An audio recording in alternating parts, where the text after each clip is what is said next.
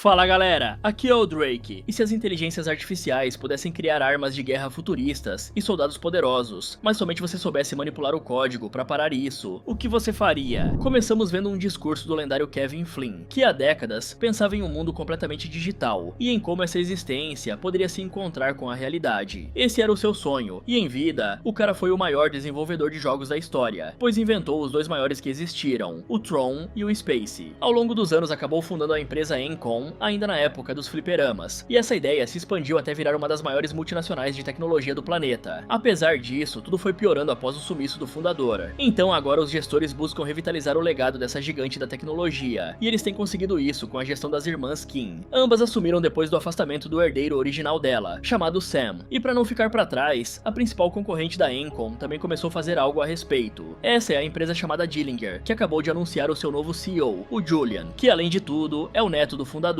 No momento, as rivais têm corrido para conquistar os maiores avanços tecnológicos, principalmente o uso da IA, pois o lado que conquistar o seu domínio vai poder mudar o mundo. Com o fim dessa explicação, vemos alguém programando algumas linhas de código e dando start no projeto Ares. Completando esse comando, vemos vários lasers construindo um corpo no mundo digital, e quando esse ser acorda, logo começa a descobrir uma nova realidade. Em seguida, outro homem artificial surge, apenas para finalizar o recém-nascido. O processo é reiniciado, e por mais que fique mais esperto dessa vez, de novo acaba sendo golpeado.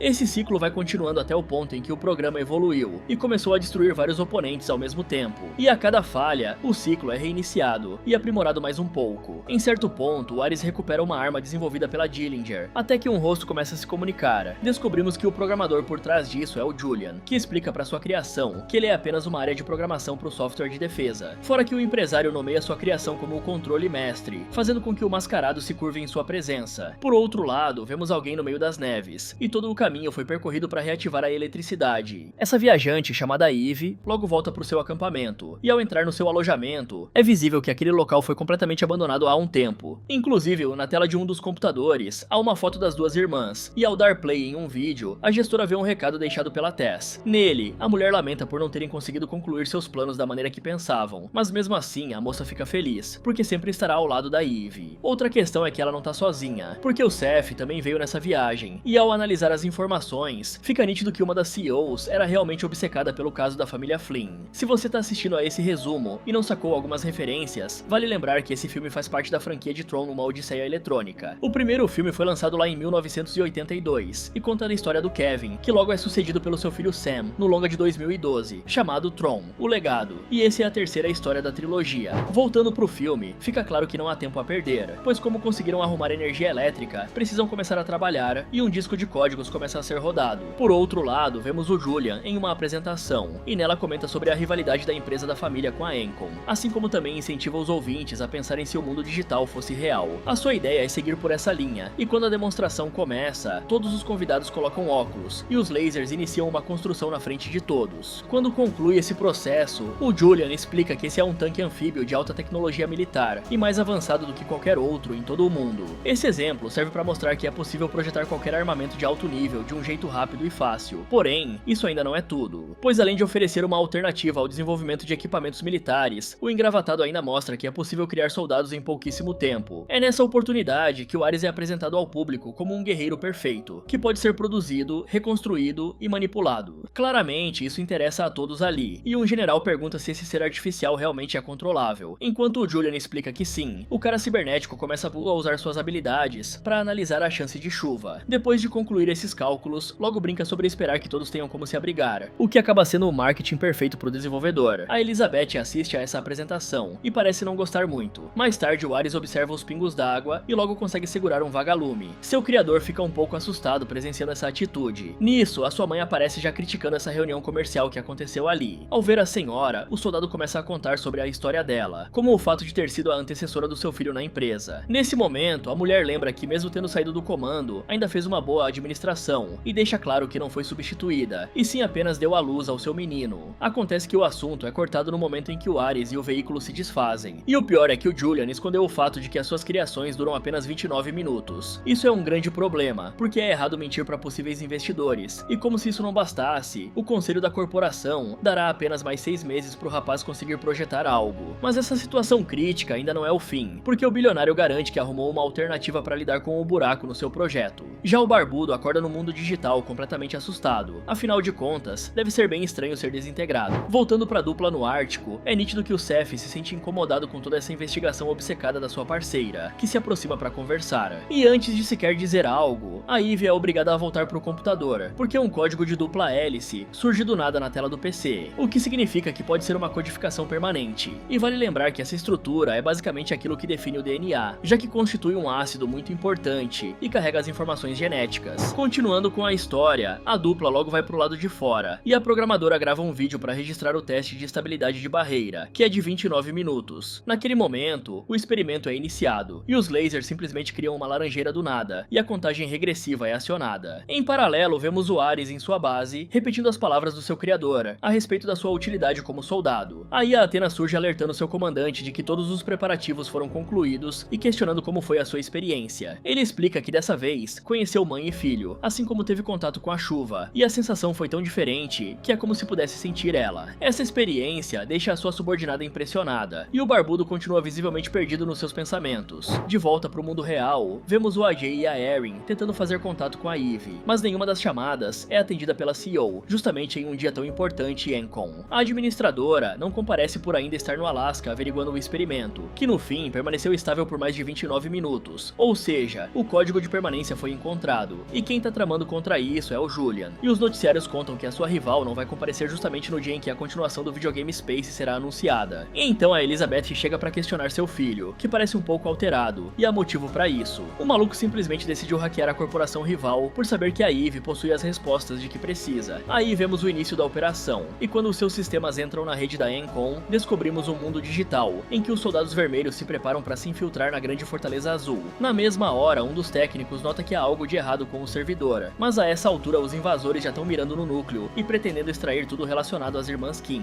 Assim o atentado é iniciado, e chegam abatendo os poucos guardas dali, fazendo com que haja um caminho livre em direção ao grande sistema da empresa. É hora do Ares penetrar naquele fluxo de informações, e tendo sido programado para perseguir tudo relacionado a Eve, o cibernético vai sendo exposto a várias imagens. Entre todas, a que mais chama a atenção é uma reportagem da empresária. Nela, a especialista fala sobre o medo e os riscos que todos esperam da inteligência artificial, só que todos são beneficiados pelas IAs há muitos anos, e talvez seja alguma grande falha ou situação crítica provocada pela tecnologia que fornecerá um grande avanço. Isso significa que o Julian conseguiu recolher o arquivo que tanto queria, ou seja, é hora de sair dali o quanto antes. A questão é que na saída do servidor, os funcionários da Encom identificam o problema e decidem agir com força total. Desse jeito, os defensores dos arquivos surgem para confrontar os intrusos, e como não há brecha para falha, os vermelhos decidem partir para cima. Esse combate finalmente afeta a empresa como um todo, isso porque quando a Jay entra para fazer sua apresentação, o telão em suas costas começa a falhar. É nítido que esse acontecimento reflete a guerra dentro do mundo digital, e por mais que alguns consigam digitalizar planadores para fugirem, o Caius acabou ficando para trás. Por mais que o rapaz lute, o Ares sabe que o coitado não vencerá, e antes que a Athena possa fazer algo, seu comandante decide voltar para resgatar seu colega. E nos bastidores dessa confusão toda, o Julian realiza o payload, e o efeito desse comando é uma bomba virtual caindo no meio da fortaleza. A explosão arrasa todos os presentes, e o impacto definitivo dela é a corrupção dos telões da apresentação. Agora o Ares se reúne com o seu programador, e a primeira coisa que o barbudo faz é perguntar o porquê do Caius não ter sido mantido pelo criador. Porém, essa questão não é bem recebida pelo bilionário, que estranha o fato da sua criação ter tido uma dúvida tão específica. E é aí que as coisas começam a complicar. Se eu fosse esse cara, desligava o computador da tomada, enquanto ainda há tempo, porque o Ultron é a prova do que uma inteligência artificial pode fazer depois de ter tido contato com a podridão da internet. Brincadeiras à parte, o Julian explica que fez isso pelo Caius ser falho, e apenas para garantir, ordena que o seu programa volte a reconhecer a sua inferioridade. Na sequência, o AJ entra em contato com o seu concorrente, porque o apresentador sabe que o responsável por aquela falha técnica foi o programador. Sem contar que o parceiro da Eve não ligou sem fazer o dever de casa, porque o sujeito logo mostra que sabe a respeito da apresentação comercial do CEO da Dillinger, assim como também tem ciência de que os objetos materializados duram apenas 29 minutos, ou seja, ele pode dedurar o hacker para os seus contatos a qualquer momento. Eles também conversam sobre o mistério por trás das investigações da Kim, e por mais que o cara reconheça que a sua sócia possa estar obcecada, ela com certeza encontrará algo e terá o investimento dele. Saber disso não faz o Julian fraquejar, pelo contrário, o sacana mantém sua arrogância. Enquanto essas conversas acontecem, o Seth e a Eve viajam de volta para casa, e aproveitam para fazer copos de suco, usando a laranja do experimento. Daí a Morena finalmente retorna todas as ligações que recebeu, e por mais que o Ajay diga que o evento foi arruinado, isso não significa nada para sua parceira. Afinal de contas, o código de permanência foi encontrado, e a laranjeira se mantém estável há 4 horas, e essa notícia é uma virada de chave pro empresário.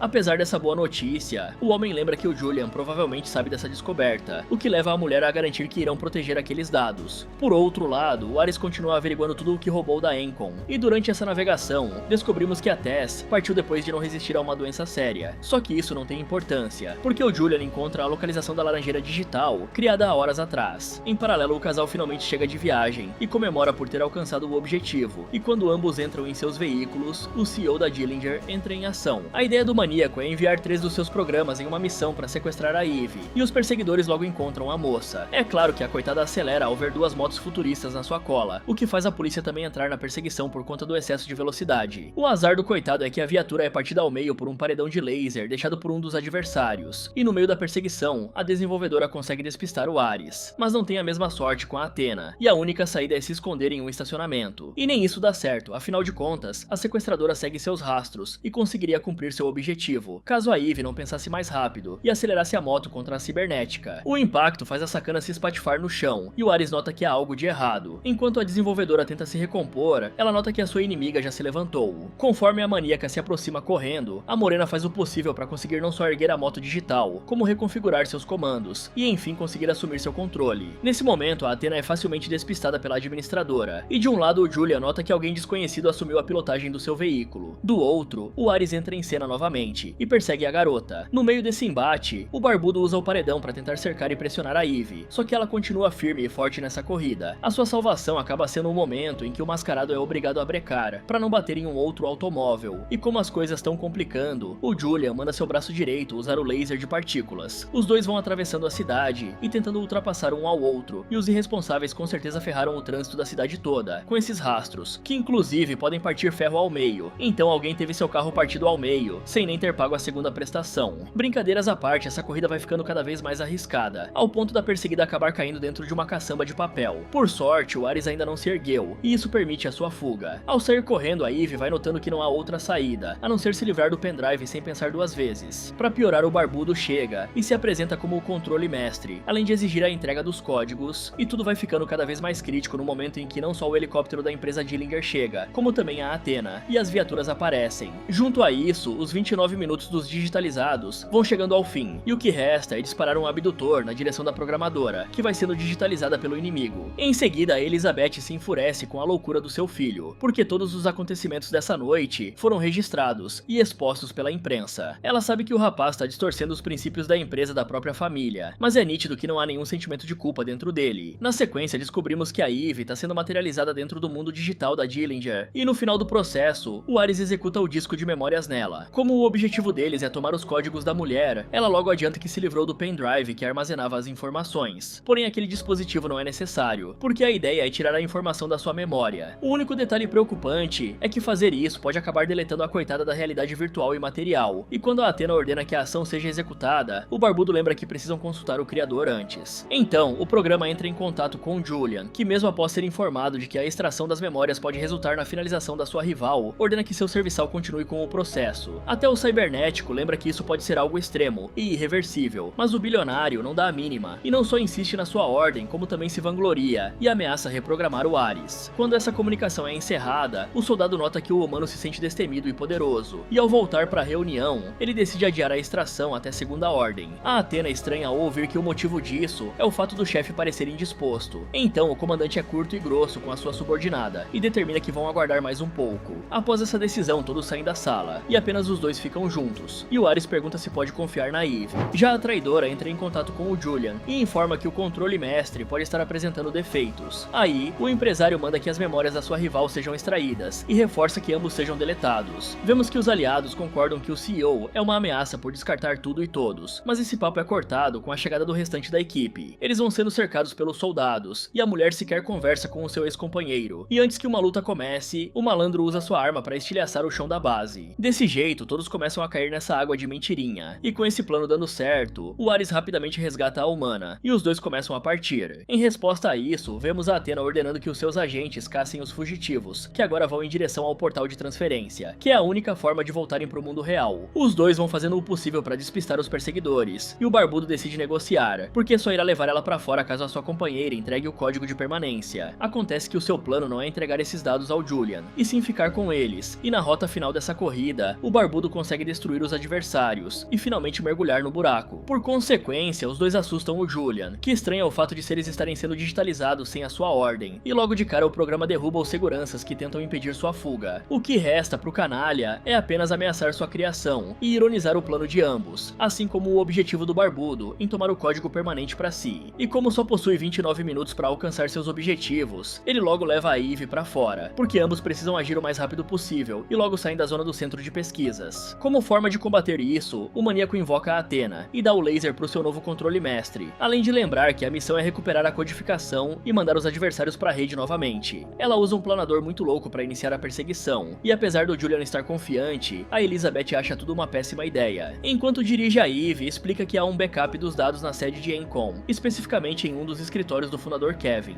Em segundo lugar, ela necessita de um celular, e o Ares lembra que isso provavelmente é impossível de se realizar, pois a corporação fica muito distante, e eles não chegarão antes do seu tempo esgotar. Na sequência, os fugitivos param em uma loja de conveniência, e a empresária se aproveita da sua fama para conseguir usar o aparelho do atendente do estabelecimento. Vemos que a esperta liga pro Seth e exige que seu parceiro vá para a empresa junto com um laser de partículas. Até aí tudo parecia bem. O problema é que o barbudo simplesmente roubou o carro tunado do trabalhador, e quem continua na cola deles é a Athena, que localiza cada passo dado. Um tempo se passa, e no meio da viagem, ambos conversam sobre os dados da Eve. Afinal de contas, o soldado teve acesso a todas as suas informações, e a maioria era bem pessoal. O que mais chamou a atenção do cibernético é que, ao contrário da Tess, a CEO não pretendia lançar um novo jogo da série Space, tanto que o Ares deixa claro que se interessa muito pela estética do game. Uma curiosidade é o fato de ser interessante o personagem falar que gosta do estilo oitentista, porque o primeiro filme de Tron foi uma das maiores obras da cultura pop naquela década. Naquele tempo, o longa reforçou bastante características como cores neon, saturadas, padrões geométricos, as linhas de grade na computação e por aí vai. Voltando pro filme, o Ares explica que não há nada do que a morena tenha que se envergonhar, já que Space divertiu milhões de fãs, e o motivo dele dizer isso é que a Eve se sentia vazia quando projetava jogos. Essa revelação faz o homem questionar se o trabalho da CEO não era voltado pro entretenimento e lucro, enquanto o da sua irmã sempre foi sobre ajudar a vida humana. Fora que o soldado descobriu por meio dos seus textos que as duas irmãs não eram capazes de viver em acordo. Por fim, o intrometido comenta que a ideia da Eve de se isolar após recuperar o código permanente é boa, porque no fim, a sua intenção é apenas concluir o trabalho da sua irmã, e assim se sentir conectada à afinada. Eles refletem que o que torna a vida boa são justamente as coisas mais complicadas, como o amor e a perda, e a coitada confessa que sente falta da sua parente. Não demora muito para finalmente chegarem a Encom, e o barbudo mostra que é o inimigo do Detran, com essa técnica de estacionar. Ao entrarem no edifício, são recebidos pela recepcionista e pelo Seth, que logo se impressiona ao conhecer o Ares. Vemos que o backup necessário para concluírem os seus planos fica no escritório do Kevin, e a estratégia é utilizar o laser para digitalizar o programa novamente. Assim será possível recuperar o código permanente dentro da rede, e quando o cibernético parece desconfiar dos humanos, é porque dependerá deles para voltar ao mundo real. Mas a doutora e seu aliado inesperado decidem confiar completamente um no outro de uma vez por todas. O grande problema é que notam algo de errado, e o motivo desse sentimento é a Athena, que surge bem na frente do prédio. Fica óbvio que a sacana pretende esperar o tempo do Ares acabar para agir, e quando o portal começa a ser aberto, o doidão joga tudo pro alto e parte para cima da sua ex-subordinada. Porém, isso acaba sendo inútil, porque o laser digitalizou o combatente antes mesmo de conseguir relar nela, e agora o maluco vai parar dentro do mundo digital. A máquina é desativada depois de acertar o sujeito, e quando a Athena parece apenas ir embora, vemos que a megera pegou o impulso para entrar arrebentando todo o escritório. Após dar esse susto e se reerguer, o controle mestre vasculha a área atrás dos inimigos e se aproveita para acabar com a tecnologia de teletransporte. Daí o Seth tenta agir, mas o coitado é superado facilmente, e a Eve é obrigada a fugir desesperadamente. Só que o inevitável acontece e a mulher é encurralada pela sua caçadora. E antes de acertar a vítima, a agente é surpreendida pelo Sprinkler, que libera água e distrai o programa com uma nova sensação a ponto da tonta nem perceber que seu tempo chegou ao fim. Isso permite que os dois se recomponham, e vemos um Beat indo guiar o Ares nesse outro mundo, e é com um dos veículos clássicos que o homem segue seu guia. Enquanto o Julian dorme, a Athena não se contenta com a falha, e começa a se materializar sem a ordem do seu criador. É claro que esse acontecimento deixa o programador assustado, e o motivo disso é que a maníaca está determinada a cumprir seu objetivo. Ela começa a criar vários armamentos para sua missão, e nessa hora, Elizabeth chega alertando seu filho de que ele será retirado do seu cargo. Então a gestora também decide encerrar os seus trabalhos com o mundo digital, e quando tenta desativar o maquinário, a caçadora impede a coitada com um golpe na barriga. Vendo essa rebelião inesperada, o Julian questiona os motivos da sua criação estar fazendo isso, e a Athena lembra que recebeu ordens de concluir a missão por meio de todos os meios necessários. Vemos a cibernética criando mais aliados, e por mais que o seu desenvolvedor tente cancelar os comandos, não há nada a ser feito. Agora acompanhamos o Ares entrando em uma das bases digitais, onde é recepcionado pelo próprio Kevin e ele não tá necessariamente vivo, e sim existe em resposta à chegada do programa. Ele comenta com o velho a respeito do seu objetivo de recuperar o código da permanência, mas não mais em benefício próprio, e sim por uma amiga. Ao se encontrarem, os caras caminham por esse paraíso digital e falam sobre suas referências musicais, e a banda favorita do Barbudo é a Depeche Mode. Mesmo sabendo falar algumas curiosidades sobre o grupo musical, o Ares não consegue colocar em palavras o motivo de gostar tanto das suas músicas, e a conclusão é de que isso é um sentimento. E com o tempo, finalmente chegam na matriz que guarda o código de permanência, e apesar de ter dado esse nome quando achou o segredo, o Kevin acha melhor chamar de impermanência. O uso dessa tecnologia abrirá o portal exatamente no laboratório antigo do criador da Encom, que lembra do fato de essa ser a única chance que o programa possui, e essa é a única coisa que o Ares deseja. Em paralelo, o Seth e a Eve tentam consertar o equipamento, até que a Erin e o Ajay chegam sem entender nada do que tá rolando. A Morena explica rapidamente o motivo de tudo estar destruído, e todos voltam ao trabalho, apenas para descobrirem que a Athena se aproxima com uma nave. É fato que a caçadora quer capturar a programadora, então a estratégia é atrair a inimiga para longe, enquanto o resto do grupo tenta invadir a Dillinger para desativar os códigos adversários. Falando neles, o Julian tenta ajudar a sua mãe ferida, e a mulher só tem forças para culpar o moleque por tanta catástrofe.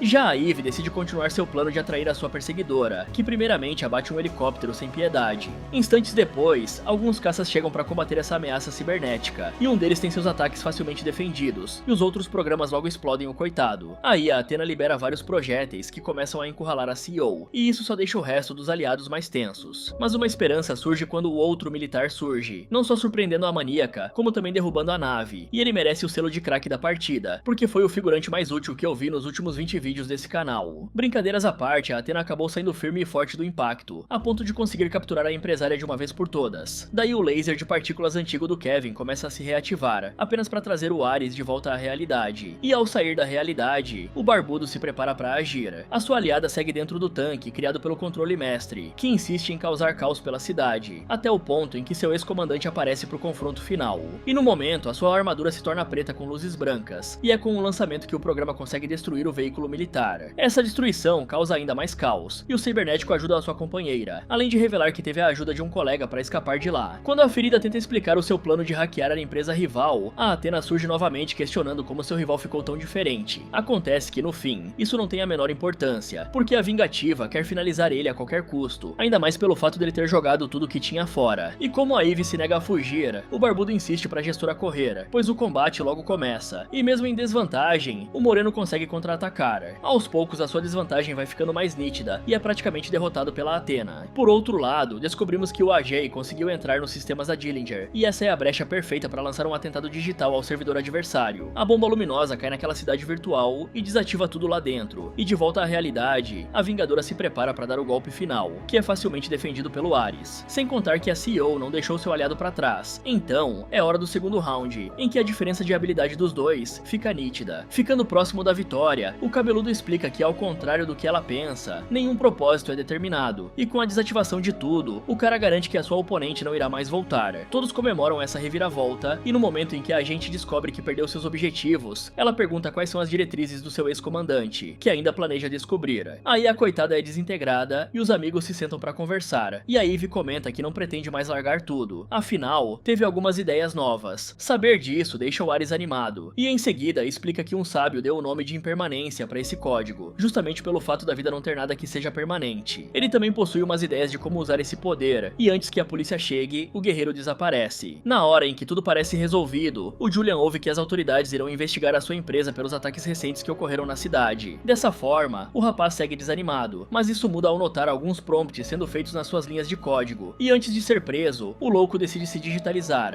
Um tempo se passa, e é noticiado que a Encom tem usado o código da permanência para fazer vários avanços que beneficiam a humanidade, em áreas como a saúde e no combate à fome. E na sequência, o Seth entrega um cartão postal à sua namorada, que Lei descobre ser uma mensagem do Ares. Desde aquele dia, o cibernético tem vivido offline, para descobrir como é a vida, e essa tem sido uma boa experiência, porque o homem experimenta os bons momentos, assim como também lida com a ansiedade do futuro. Inclusive, fica nítido que o cabeludo parece estar buscando informações sobre o Sen e a Korra, e garante que continuará conhecendo o mundo até chegar o melhor momento para se revelar. Ler essa carta deixa a mulher nitidamente feliz, e descobrimos que o laboratório não fica mais no Alasca, e sim no topo da Encom, que iniciou uma plantação de várias laranjeiras. Agora o Ares decide viver a sua liberdade verdade e viajar por aí. E no fim, o Julian ressurge no mundo da rede completamente devastado pelo atentado que sofreu. Um altar surge à sua frente, liberando um disco de memória que parece começar a possuir seu corpo. Fala galera, será que o Julian vai contra-atacar o mundo real? Me contem aí nos comentários. E se você quiser ver outros vídeos como esse, é só clicar em um desses que estão aparecendo aí na tela. Muito obrigado por assistir e até o próximo.